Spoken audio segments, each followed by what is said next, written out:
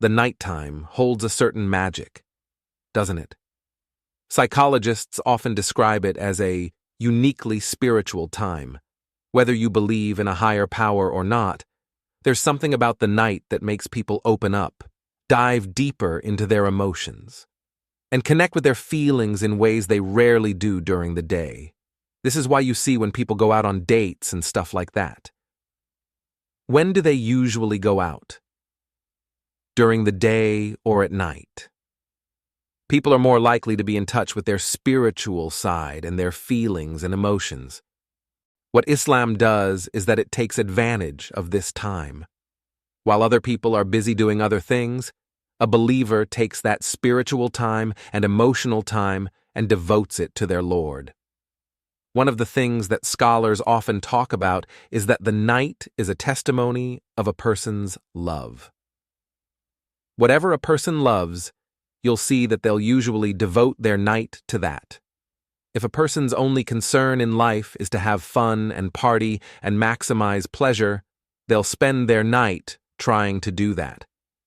If a person's concern is their afterlife and their love for Allah, then they will spend their night in concern about their Lord and devote their night to Allah, Azza wa Jal. Those who believe are stronger in their love for Allah, Azza wa Jal. It's no secret. It's no surprise that our ummah today, our nation today, is not doing too well. The point isn't for us to become depressed and say we're a goner and there's nothing we can do. The point is, how do we bring ourselves out of this situation? How do we become like the companions of the Prophet, peace be upon him? One of the things that is often said by the classical scholars and even scholars of our time is that if we want to rectify this ummah, we will not be able to do it except through that which changed the beginning of this ummah. If we really want the ummah to progress, now we are Muslims living in the West, and we care about Muslims in America, and we really want Muslims to be in a better state, then we have to look at the sunnah of the Prophet, peace be upon him, and how the companions did it. It is in that we're going to find our ummah come to life. The companions, as I mentioned, had something that is missing from our time, that attribute of going above and beyond the bare minimum. One of the companions said, "I did not see a single companion except that they would take something from the night," meaning they would pray some type of qiyam. One of the most often asked questions I get from young people is, "My Iman is just not doing too well. I have a dip in my Iman. I just don't feel it anymore."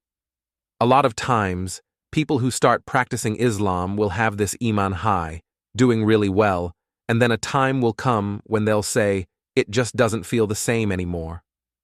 Reverts and converts often say, "When I first became Muslim, it was the most amazing experience of my life. I want that back. I want that experience again."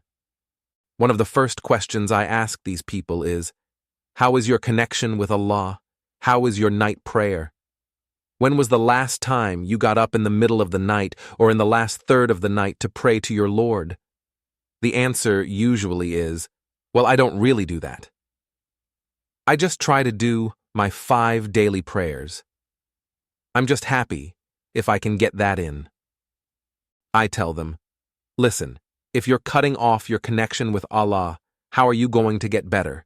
You can't expect your Iman to just get fixed all of a sudden on its own. It's not going to happen. You have to take steps for you to become a better Muslim. You have to take steps to reach that level of Iman."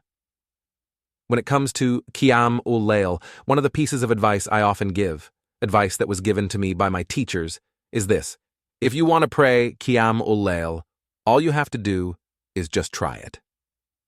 I'm not talking about spending a third of the night praying or half of the night praying. I'm saying get up 10 minutes before Fajr, just 10 minutes before Fajr. We know that the Prophet, peace be upon him, told us that it is in the last third of the night when Allah descends to the lowest parts of the heaven and he asks, "Which one of my servants is seeking my forgiveness, that I may forgive them? Which one of my servants is seeking my mercy, that I may be merciful to them? Which one of my servants is asking of me, that I may give to them?" That third of the night is still there in the last 10 minutes before Fajr. So all I'm saying is, wake up 10 minutes before Fajr, not an hour, not 2 hours, just 10 minutes before. Experience this amazing spiritual nature that Allah Azza wa Jal has given us. This blessing from Allah will transform your heart. If you're seeking that connection, then get up and pray. You will see your heart transform. Try it and pray. Experience this amazing spiritual nature that Allah Azza wa Jal has given us. This blessing from Allah will transform your heart. You'll feel your heart unlike you've ever felt it before. A common problem today is that people look at Islam and all they see is a bunch of things they have to do, missing the spiritual side of Islam, missing that connection with Allah, the Creator. If you're seeking that connection, then get up and pray. You will see your heart transform. You'll experience the tranquility and peace that Islam is supposed to bring. If you really want to experience that, get up in the last third of the night. Get up for 10 minutes, and you will see that peace and tranquility descend upon you.